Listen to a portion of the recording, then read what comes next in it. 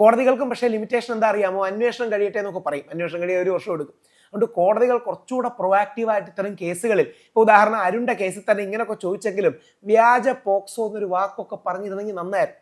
അതായത് ആ വാക്കിനൊരു വലിയ പഞ്ചുണ്ട്. വ്യാജ പോക്സോ എന്നൊക്കെ പറഞ്ഞിരുന്നു. ഞാൻ അത് പ്രതീക്ഷിച്ചു.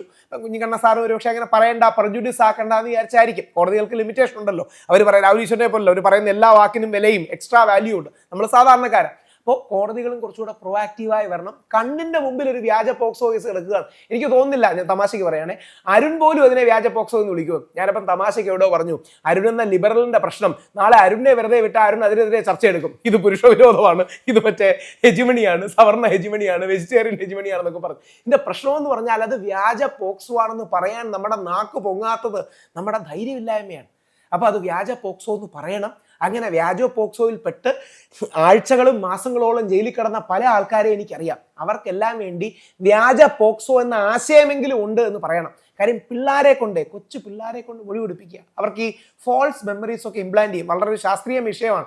അതായത് മോളെ അങ്ങനെ ചെയ്തല്ലേ, അങ്ങനെ ചെയ്തു, അയ്യോ ഇവിടെ ചെയ്തു. ഇത് കഴിഞ്ഞ് വരുമ്പം കുട്ടിക്ക് ഫോൾസ് മെമ്മറി വരും. ഒരുതരം കൺഫാബുലേഷൻ എന്നൊക്കെ പറയുന്ന രീതിയിൽ 3-4 വയസ്സായ അങ്ങനെ പലരെയും, അങ്ങനെ ഒരു പ്രമുഖ കലാകാരൻ, പറയാമെന്നറിയില്ല, കൊടുത്തോളൂ, കുഴപ്പമില്ല, കുട്ടിക്കൽ ജയചന്ദ്രൻ അടക്കമുള്ള ആൾക്കാർ, തീർച്ചയായിട്ടും ഞാൻ ജയചന്ദ്രനെ വിളിക്കാറുണ്ട്. 7 മാസമായിട്ട് അദ്ദേഹം ഇതേപോലെ എങ്ങനെയെങ്കിലും സുപ്രീം കോടതി പോയിരിക്കുകയാണ്. ബസന്ത് സാറാണ്.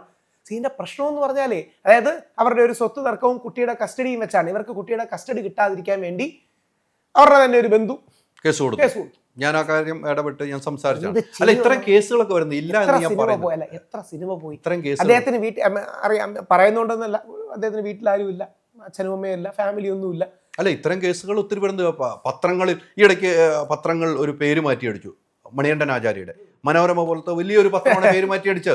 മണികണ്ഠൻ എൻ്റെ അടുത്ത് വന്ന് ഇന്റർവ്യൂ പറഞ്ഞാണ്, ആ മണികണ്ഠൻ വേറെ ഒരു പെണ്ണ് കേസിലായിരുന്നെങ്കിൽ വീട് വരെ നഷ്ടപ്പെട്ടു, കുടുംബം വരെ നഷ്ടപ്പെടും. ആ പത്രം മാപ്പ് പറയാൻ തയ്യാറായിട്ടില്ല. അതും ചോദ്യം ചെയ്യണം രാഹുൽ. അതൊക്കെ അപ്പൊ മാധ്യമങ്ങളെ ചോദ്യം ചെയ്യാൻ രാഹുലിന് ഭയം വരും. അത് മനോരമ പോലത്തെ ഒരു പത്രമാണ് എഴുതിയത്. സെൻസ് ഓഫ് ബാലൻസ് മതി. അവിടെയാണ് പുരുഷൻ ഒരു ഫൈറ്റിംഗ് സ്പേസ് കൊടുക്കും. ഒരു ഫൈറ്റിംഗ് സ്പേസ് എങ്കിലും പുരുഷന് കൊടുക്കൂ. ഇല്ലെങ്കിലേ പിടിച്ചു നിൽക്കാൻ പറ്റില്ല.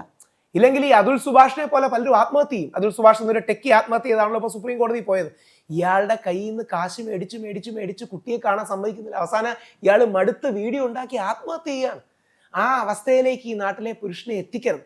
ഒരു കാര്യം കൂടെ പറഞ്ഞു, നമ്മുടെ സമയമായിട്ട് കൺകൂടി, ഒറ്റ കാര്യം മാത്രം. ഇതിന് നമുക്ക് അതിന്റെ പെയിൻ മനസ്സിലാണെങ്കിൽ നമുക്ക് ഏറ്റവും ഇഷ്ടപ്പെട്ട ഒരു പുരുഷൻ, അച്ഛനാകാം, സഹോദരനാകാം, മകനാകാം, സ്ത്രീകൾക്ക് ഭർത്താവാകാം, സുഹൃത്താകാം, ആരെങ്കിലും ഒരാളെ മനസ്സിലാലോചിക്കുക. അവരൊരു വ്യാജ കേസിൽ 1 ദിവസമോ 2 ദിവസമോ ഒരാഴ്ചയോ ജയിലിൽ കിടക്കുന്ന ആലോചിക്കുക.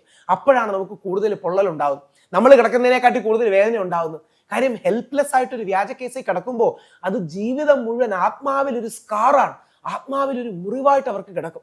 അവരുടെ കോൺഫിഡൻസ്, അവരുടെ സംസാരം, നാളെ ആരെങ്കിലും ഈ വിഷയം മെൻഷൻ ചെയ്താൽ ബലൂൺ പൊട്ടുന്നത് പോലെ അവന്റെ ആ ആത്മവിശ്വാസവും മറ്റും പൊട്ടുന്നുണ്ട്. അപ്പോൾ ഒരു ഡിഫൻസ്, അതാണ് യൂത്ത് കമ്മീഷൻ. അതിന് എല്ലാവിധ സപ്പോർട്ടും തരണം. അങ്ങയുടെ ചാനലും 12 ടോക്സ് പോലും ചാനലും ഒരു പോൾ നടത്തണമെന്ന് റിക്വസ്റ്റ് ചെയ്തു. തീർച്ചയായിട്ടും നമ്മളും ആ പോൾ നടത്തുന്നതിനെ കുറിച്ച് ആലോചിക്കും. ഇത്രയും നേരം സഹകരിച്ചതിൽ ഒത്തിരി നന്ദി. എങ്കിലും തെറ്റുകൾ പറ്റാറുണ്ട്, തെറ്റുകൾ തിരുത്തി തീർച്ചയായിട്ടും മുന്നോട്ട് പോകുമെന്ന് പറഞ്ഞതിൽ എനിക്ക് ആത്മവിശ്വാസമുണ്ട്. തെറ്റുകൾ പറ്റാറുണ്ട് ഏറ്റു പറഞ്ഞതിൽ ഒരു സന്തോഷമുണ്ട്. ഇനി തെറ്റുകൾ പറ്റാതെ കാര്യങ്ങൾ പഠിച്ചതിന് ശേഷം, അല്ലെങ്കിൽ ഹലാൽ പോലത്തെ പ്രശ്നത്തിൽ ചാടാതെ പഠിച്ചതിന് ശേഷം മാത്രം.